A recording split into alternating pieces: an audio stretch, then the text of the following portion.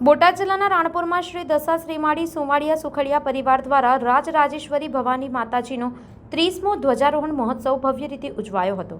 રાણાજી ગોહિલના ગઢ ખાતે માતાજીની રાજોપચાર પૂજા, નવચંડી મહાયજ્ઞ અને ધ્વજારોહણ વિધિ યોજાઈ હતી। 2 દિવસીય મહોત્સવ દરમિયાન રાસ ગરબા, ભક્તિરસ, લોકડાયરો, મહાભિષેક, મહાઆરતી, અન્નકૂટ અને ભવ્ય શોભાયાત્રા સહિતના ધાર્મિક કાર્યક્રમો યોજાયા હતા। મુંબઈ, સુરત, અમદાવાદ સહિત અનેક શહેરોમાં ભક્તો ઉપસ્થિત રહ્યા હતા।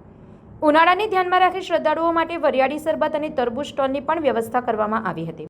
મનીષ ઉજમજીભાઈ છે, હું સમસ્ત સોવારિયા સુખડિયા પરિવાર સમાજનો છેલ્લા 25 વર્ષથી પ્રમુખ તરીકે આજના દિવસે આમ તો આ પ્રોગ્રામ અમારો 30મો છે। 1996માં આ પ્રોગ્રામ અમે માતાજીનો શરૂ કરેલો હતો।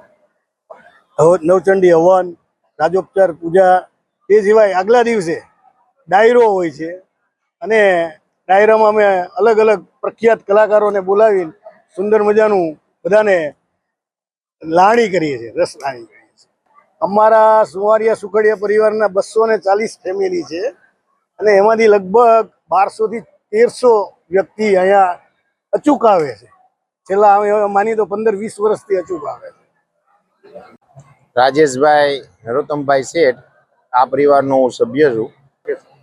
આ પ્રસંગની અંદર ગામો ગામથી જે માય ભક્તો રહે છે અહીંયા માતાજીના સાનિધ્યમાં આવે છે। માતાજીના દર્શન, યજ્ઞ, ધ્વજારોહણ અને આગલા દિવસે લોક ડાયરાનું જે આયોજન થાય છે એમાં ખાસ સહભાગી થાય છે અને એ દ્વારા અહીંયા એક જીવદયાનું પણ કાર્ય કરવામાં આવે છે અમારા પરિવાર દ્વારા। 30 વર્ષથી આ આયોજન થાય છે। આ વખતે 30મું વર્ષ છે પાટોત્સવનું અને દર વર્ષે સરેરાશ 1300 થી 1400 માણસોની હાજરી હોય છે પ્રસંગમાં અને સુવિધા પણ બધી સારી હોય છે। આમ તો રાણપુર ગઢમાં બિરાજમાન શ્રી રાજ ભવાની સમસ્ત ગામની દેવી છે, એટલે કે ગામ દેવી છે, એટલે ઘણા બધા 18 વર્ણના લોકો અહીંયા દર્શનાર્થે આવે છે અને પૂનમના દિવસે ખાસ માણસો દર્શનાર્થે આવે છે। મનીષ સુખડિયા, ધોળા જંકશન, રાજભવાની ટ્રસ્ટ મંત્રી શ્રી। અમારા પરિવારજનો દરેક અલગ અલગ ગામથી પધારે છે અને ખાસ જે નંદરબારથી પદયાત્રા કરીને પધારેલ, ગઢડાથી રથ સાથે પદયાત્રી પધારેલ અને એક અનેરો ઉત્સાહ માહોલ હોય છે। મા ભવાનીના સાનિધ્યમાં ચૈત્રવદ પાંચમને દિવસે દરેકને લાવો લેવા માટે અચૂક આવે છે। અમારે ત્યાં બધું જ પરિવાર તરફથી ખૂબ સુંદર વ્યવસ્થા હોય છે। આગલા દિવસે સાંજથી તે બીજા દિવસ સાંજ સુધી